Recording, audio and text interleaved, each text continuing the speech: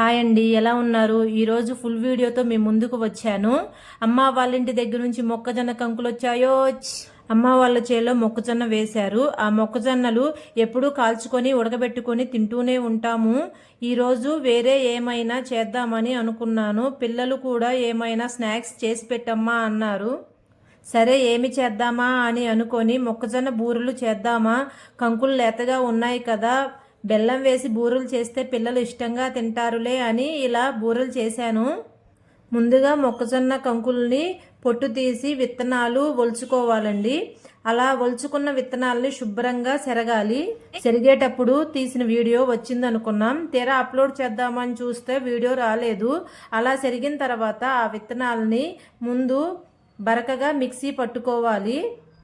ఇలా అన్ని విత్తనాలు బరకగా మిక్సీ పట్టుకోవాలి. అన్ని విత్తనాలు పట్టిన తర్వాత అప్పుడు గ్రైండర్ వేసుకోవాలి. రోట్లో అయినా రుబ్బుకోవచ్చు. రోట్లో రుబ్బుకోవాలంటే ముందు మిక్సీ పట్టుకోని అవసరం లేదు. నేను గ్రైండర్లో వేసి మెత్తగా రుబ్బుకున్నానండి. అలా రుబ్బేటప్పుడే సగం మెదిగిన తర్వాత బెల్లం వేసుకోవాలి. సగం మెదిగిన తర్వాతే బెల్లం వేసుకోవాలి. అది బెల్లం కూడా సరిపోను చూసుకొని వేసుకోవాలండి, లేకపోతే జావ అవుతుంది పిండి. ఎక్కువ వేయకూడదు, బెల్లం కొంచెం కొంచెం వేసుకొని చూసుకుంటూ వేసుకోవాలి. జావ అయితే బూరెలు రావండి, అందుకనే మనం చూసుకుంటూ వేసుకోవాలి బెల్లం. నేనైతే ఆర్గానిక్ బెల్లం వాడాను. పిండి జావ అవుతుందా లేదా అని చూసుకుంటూ రుబ్బుకోవాలి. మేము తీసుకొచ్చిన కంకులు బాగా లేతగా ఉన్నవి. నాకైతే కొంచెమే పట్టిందండి బెల్లం. కొంచెం ముదురు కంకులు అయితే కొంచెం ఎక్కువ పడుతుంది బెల్లం. అందువల్ల నాకు కొంచెం తక్కువ పట్టింది బెల్లం. తీపి కూడా కొద్ది తక్కువ ఉన్నాయండి బూరెలు. అలా అని టేస్ట్ బాగలేదు అని కాదు, టేస్ట్ మాత్రం చాలా బాగున్నాయండి పొంగి. కాకపోతే బెల్లం తక్కువ పట్టింది, అందుకనే ముందుగానే మనం చూసుకుంటూ వేసుకోవాలి.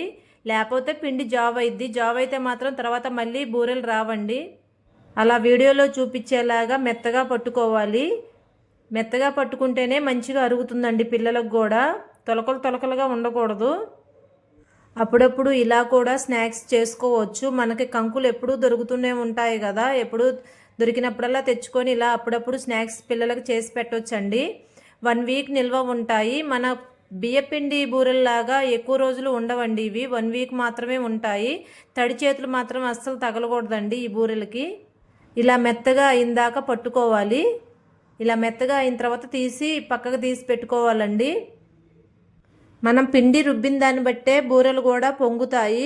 పిండి రుబ్బిన ప్రాసెస్ నుంచే బూరెలు టేస్ట్ కూడా ఉంటాయండి. ఆ ప్రాసెసే మంచిగా ఉండాలి. నాకైతే చాలా బాగా కుదిరాయండి బూరెలు. చాలా బాగున్నాయి అన్నారు. మంచిగా పొంగాయి కూడా బూరెలు.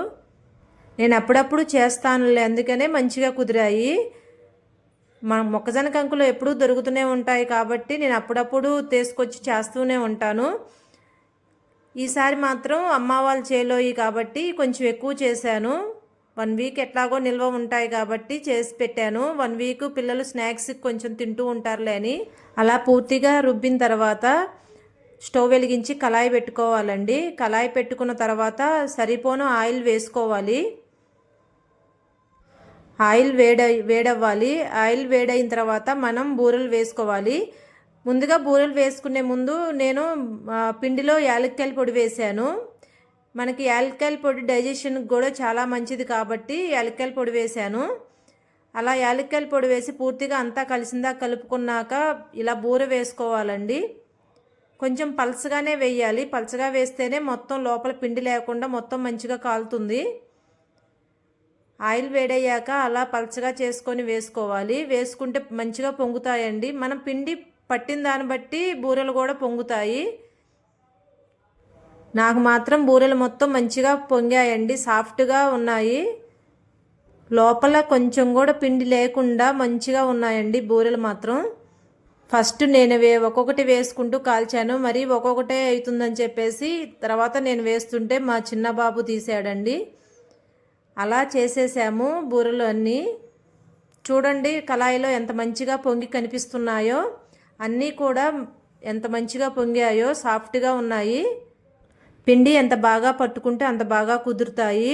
ఒకటైతే తుంచి చూపిస్తున్నాను చూడండి ఎంత మెత్తగా ఉందో. లోపలైతే ఏమీ లేదు, పిండి మొత్తం మంచిగా కాలింది. బాగా మెత్తగా ఉన్నాయి. మా ఛానల్ కొత్తగా చూసేవాళ్ళు సబ్స్క్రైబ్ చేసుకోవచ్చు కదా. వీడియో మొత్తం పూర్తిగా చూసి వెళ్ళిపోకుండా ఒక లైక్ కూడా ఇవ్వచ్చు కదా. బాయ్ బాయ్ అండి, మళ్ళీ కలుద్దాము నెక్స్ట్ వీడియోతో.